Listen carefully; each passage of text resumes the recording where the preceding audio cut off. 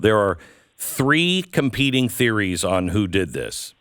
The majority of the West initially said the Russians did it. Do you believe that? The people putting that forward are counting, I think, on the U.S. citizenship, the dumbing down of the population. And if one were to spend time on Twitter or in the comment section of YouTube, it's not a bad strategy. If you were to base this off of those types of comments. But if you connect some dots, and you don't have to have a background in strategy or geopolitics or military tactics or anything along those lines, you just have to look at this with a little common sense and connect a few dots, as Seymour Hersh did in his article last month. But if you connect those dots, you can go back to January 2022, not that long ago, when Victoria Nuland, Undersecretary of State for Policy, and this is, you can find the video online, and she says, I want to be clear, this is verbatim, if Russia invades Ukraine one way or another, Nord Stream 2 will not move forward. Then, 1 month later, February 22, President Biden, verbatim, if Russia invades, there will no longer be a Nord Stream 2. We will bring it to an end.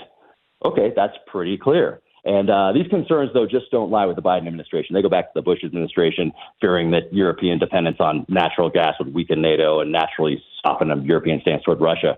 But even President Biden, he said, President Trump, he says, we pay for your defense. You should buy gas from us. So this is a 20-year issue right here. So then Russia invades Ukraine, late February 22, and September 2022, what happens? Nord Stream 2 is destroyed. And just as President Biden and Victoria Nuland said they would be months earlier. But the result is what is probably the largest man-made environmental disaster in history. So that natural gas is 90% methane, which destroys the ozone layer. So for an administration that touts climate change as the greatest threat to national security, that could be an issue if it is tied back to the Biden administration, even though they said they were going to do it. So we're not dealing with the brightest people, perhaps. Okay, so hang on. Before I go back to the Biden administration, let me take you to the third idea of how it happened. They're now saying that, I think this is kind of the West's response after nobody believed the Russians did it, that they had, a group of 5 people. They know that it was, 4 men and 1 woman. They rented a yacht. They don't know whose yacht it was, but they know definitely no one was involved with Zelensky. But they were probably some sort of a rebel group from the Ukraine. Is that plausible? It is quite fascinating, and it would probably be one of the least believable parts of a novel if I put it in there. But one of the things that makes me believe that this was certainly Russia is that former CIA Director John Brennan was trotted out on CNN and NBC to offer his expert analysis, and he said it was for sure Russia. He didn't offer any evidence of this, of course, but his track record is very solid of blaming Russia and being wrong on things. So the only thing on that side, like if I was to think it through, and he didn't offer this up, but maybe Russia would think this would be their motive for doing it, that they would get some insurance money, that the U.S. would work out a deal with Germany and Europe, but Germany in particular, to get more natural gas from the United States, decrease their dependence on Russian natural gas. And so if that was going to happen anyway, maybe we get some insurance money. Okay. That's the only thing that I can think of. But yes, you're right. This pro-Ukrainian group, I got to talk about this pro-Ukrainian group because it's pretty interesting. And this is in response, of course, to the Seymour Hersh article, which came out in February. This is a March article by the New York Times. And so other than so we can infer this. This pro-Ukrainian group, and I'm doing air quotes there, we can infer that they were exceptionally skilled in technical diving, and the use of high explosives. So we're talking about these 5 or 6 people that you mentioned. 2 of them are divers. So they have to go down about 250 feet, so they need some technical diving skills to do that. Probably 1,000 pounds of explosives. They're using timers, initiators, blasting caps. But first they have to find it, of course. So I don't know if this sounds like a typical pro-Ukrainian paramilitary group, like the New York Times said. But they also have... Hang on. Just on what you're explaining. Add the difficulty level to this. So, because I don't know anything about diving. How many people could do what you just described? Right. So this regular diving, people know you can go down a little over 100 feet on regular scuba stuff. If you go past that and stay down too long, you need a mixed gas. So not the typical thing that you go when you go to see people diving in the Bahamas or Hawaii or that sort of thing. So you need some technical diving skills there just to get down. And then you add the complexity of the demolition training on top of that. So we're narrowing down the number of people who can do this. So Russia has that capability. We have that capability. A pro-Ukrainian paramilitary group, not so sure. But then you add this on top of that. You add that they had this high-level trade craft. So they chartered a luxury yacht in Germany from Ukrainian owners, and I'll get back to that. So it's a captain, it's 2 divers, a couple assistants, and a doctor. I think it's 5 men and 1 woman. They had fake passports, these technical diving skills, navigation skills, boating skills, demolition skills, and they're apparently expert forgers because they have access to one, because in a day when forged passports aren't really a thing unless you have real passports with aliases created by a government entity. So they have all this trade craft, yet they rent their boat from a Ukrainian out of all the people they could. So once again, you don't have to be an expert in geopolitics or tactics or have worked for the CIA to come up with this isn't adding up. There are a couple questions here. So I think that the New York Times story was a response to that Seymour Hersh article, which was very detailed. It could cause problems for the Biden administration, and in the past, it would be the biggest story in the country right now. Yeah, it should be the biggest. It should be the biggest story in the country right now, because we should know one way or another. So before I get back into that, let me just ask you, what was the motivation of the person who would create a story like that to put a Ukrainian boat on it, or a boat owner? Why? I mean, that sounds like something that Russians would do to make it sound like that. Why would the right or the West do that? To divert attention from the President of the United States, who touts climate change as the greatest threat in the history of mankind, and divert attention away from that, because the base seems to be very focused on climate change, and yet we don't seem very interested in even investigating this. I don't even think that the president has ordered, or they haven't said anyway, that he has ordered an investigation into this. Neither has the UN for some reason. They declined to do an investigation into this. So it's all very interesting, but it seems to be to divert attention away from the President of the United States causing the largest man-made environmental catastrophe in history. Okay, so I want to go into the Seymour Hersh article, and if you can, take us through it, because I don't know what all of it means and how plausible all of this stuff is, and how many people would know about this, and how do you keep it quiet? We'll get back into that with Jack Carr here in just a second. So, Jack, let's go through the Seymour Hersh article, because the average person doesn't know what's reasonable and what's not. So, can you go through this? Sure can. So that Seymour Hersh article came out February 8th.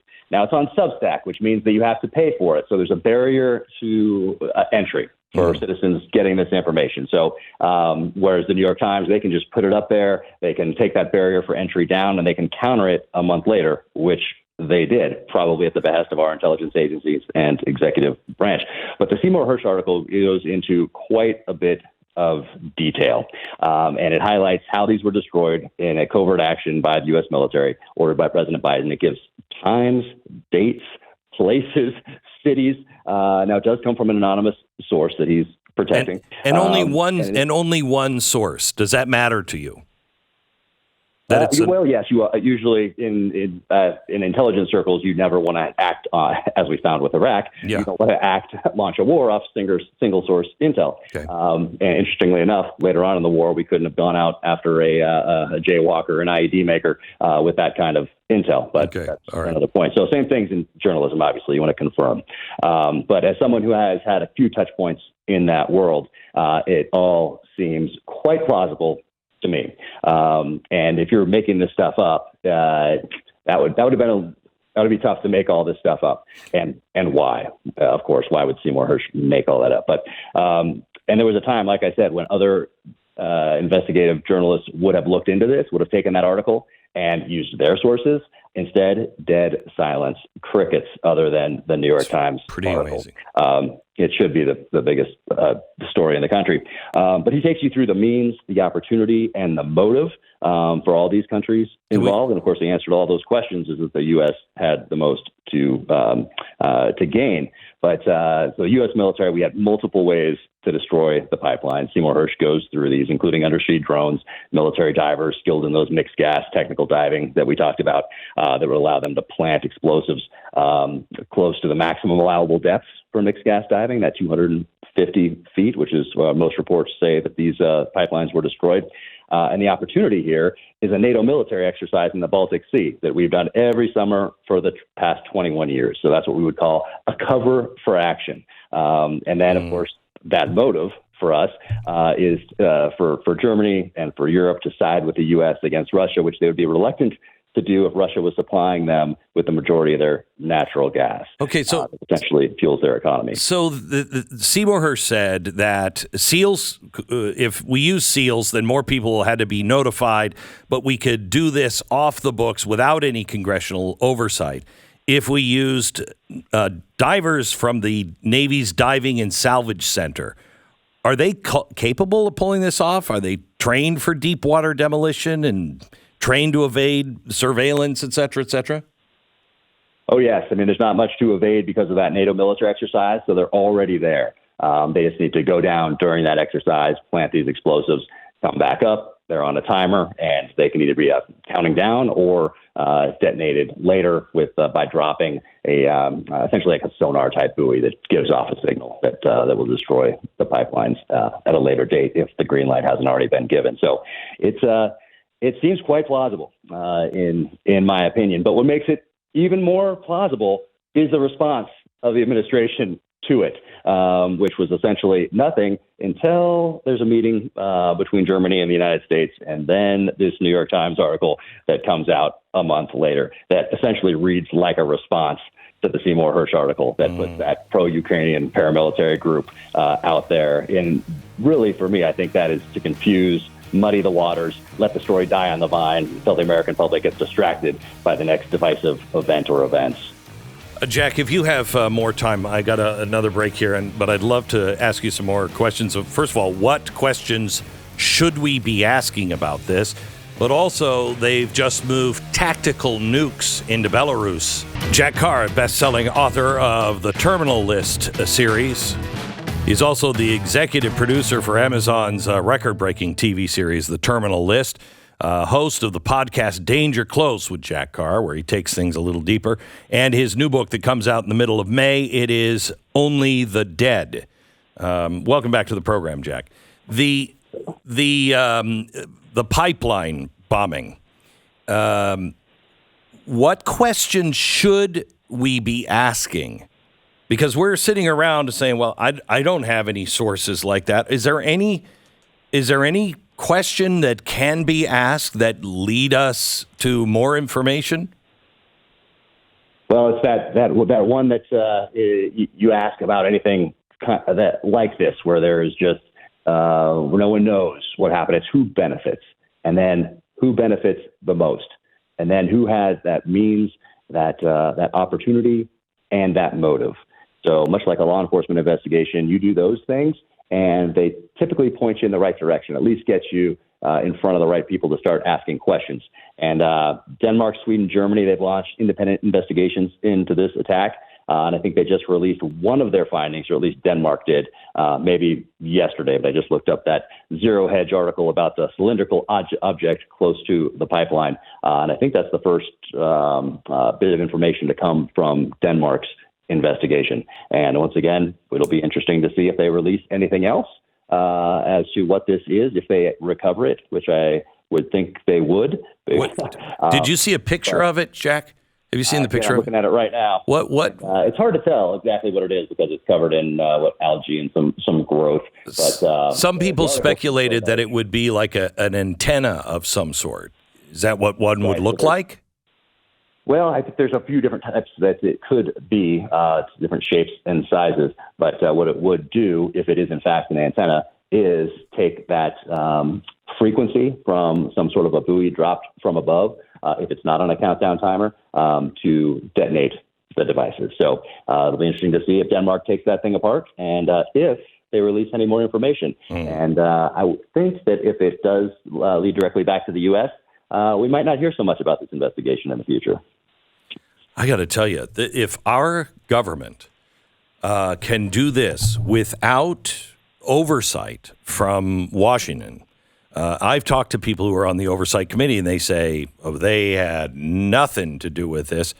Do you believe that? How many people would have to know about this?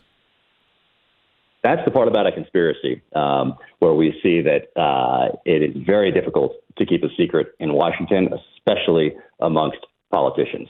But you add this confusion with the New York Times article, and just take it back to the John F. Kennedy Association. All these years later, there are still documents that have not been released, even though Congress ordered the release of those documents back in the early 90s. And the dates keep coming and they keep going, which is very strange, because if you were trying to make yourself look guilty, if you were an intelligence agency, that's probably what you would do, is keep these documents close hold and redacted and not release them to the public.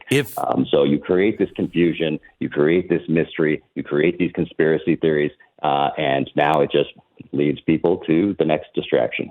If Russia did this to us, let's say the oil pipeline up in Alaska, we would declare an act of war. This is an act of war, is it not? That's my understanding, that this would be considered an act of war legally, hence another reason to make sure that it was pro-Ukrainian paramilitary force. It has some extremely high-level training.